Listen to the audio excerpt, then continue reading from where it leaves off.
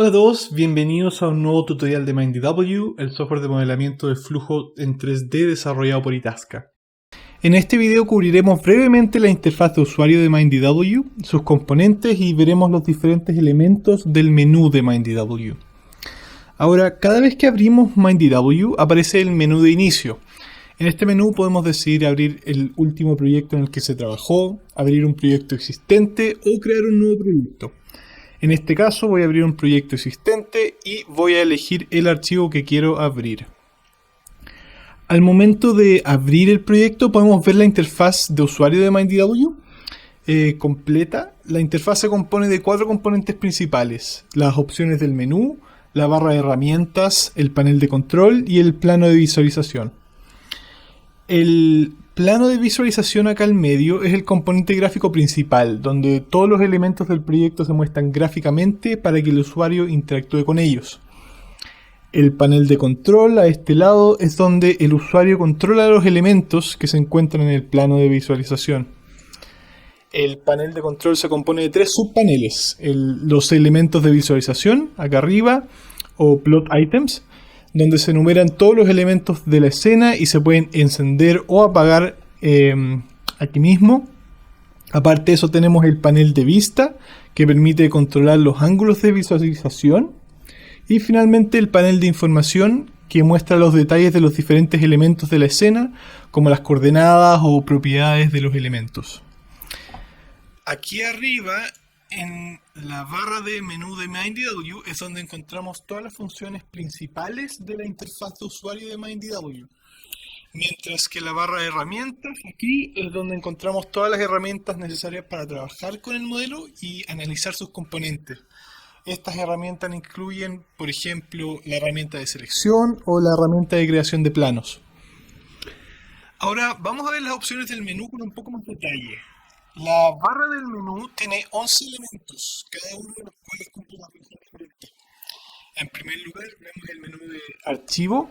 Este menú permite trabajar con diferentes opciones de proyecto, como crear un proyecto nuevo, guardar el actual o abrir otro proyecto existente.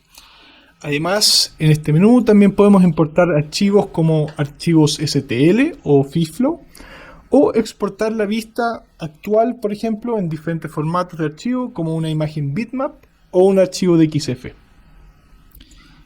En el menú del proyecto es donde el usuario define las principales propiedades de entrada del proyecto, como la definición de las etapas de tiempo o time steps, o los parámetros hidráulicos de los elementos para todas las diferentes unidades hidrogeológicas.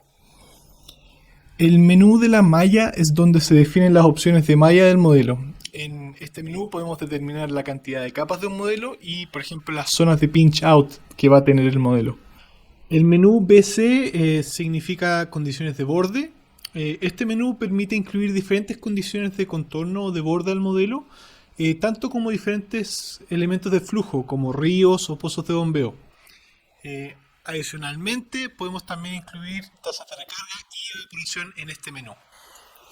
El menú de minería es donde se puede crear y modificar el plan de minado. Los diferentes planes mineros que surgen de las distintas topografías se pueden utilizar para generar planes de minado aquí, y posteriormente también se pueden agregar elementos como, por ejemplo, una zona de relajación.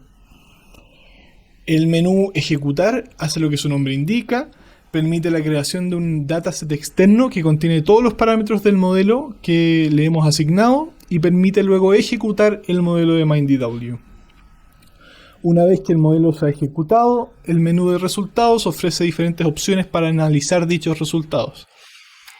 Una vez leídos los resultados, el usuario puede decidir utilizar el seguimiento de partículas o calcular la filtración, por ejemplo, para diferentes tiempos en el modelo.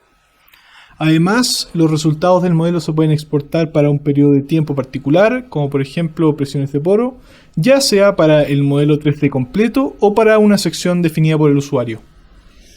Adicionalmente, los otros componentes del menú ayudan con la visualización y análisis del modelo.